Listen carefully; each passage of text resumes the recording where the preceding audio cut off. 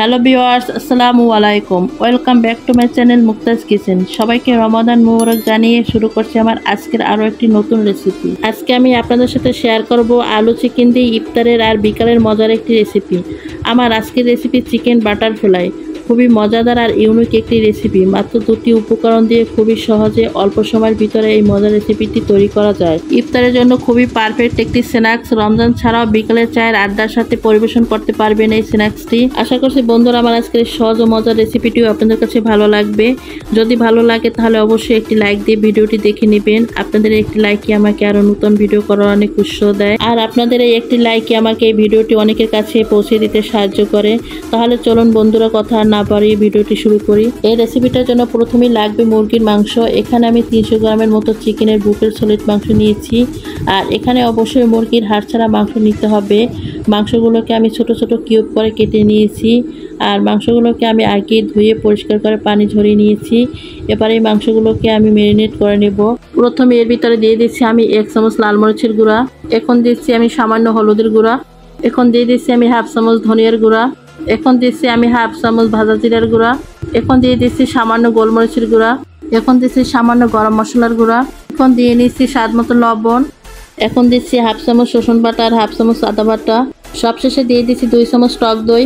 এবার সব কিছুকে আমি হাত দিয়ে ভালো করে মিশিয়ে নিচ্ছি। তবে এটা আপনারা যদি হাত দিয়ে মিশিয়ে না নিতে চান চামচ দিয়ে মিশিয়ে নিতে পারবেন, তবে হাত দিয়ে মিশিয়ে নিলে একটু বেশি ভালো হয়। মশলার সাথে মাংসগুলো আমি ভালোভাবে মেখে নিয়েছি। এবার এগুলোকে আমি রেস্টে রেখে দেবো 30 মিনিটের জন্য। এবার এখানে আমি বড় সাইজের একটা আলু নিয়েছি, আর আলুটাকে আমি আগেই ছিলে ধুয়ে নিয়েছি। আলুটাকে আমি এভাবে পাতলা স্লাইস করে কেটে নিয়েছি।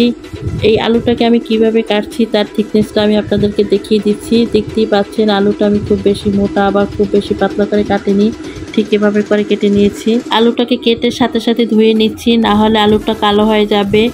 এবার আমি আলুটাকে সামান্য একটু লবণ দিয়ে মেখে নিচ্ছি। সামান্য একটু দিতে হবে যেন লবণটা আলুর সাথে গায়ে গায়ে মাখা মাখা হয়ে যায়। এখানে আমি কিছু টুথপিক নিয়েছি, আর এই টুথপিকগুলো আমি আগেই ভিজিয়ে রেখেছিলাম, কারণ চিকেন বাটার ফ্লাইগুলো যখন আমি ফ্রাই করব তখন যাতে এগুলো পুড়ে না যায় সেই জন্য এগুলো আমি আগেই ভিজিয়ে নিয়েছি। এবার আমি 1 পিস আলুর স্লাইস নিয়েছি, নিয়ে 1 পিস মাংস আমি আলুর মাছ বরাবর দিয়ে দিচ্ছি।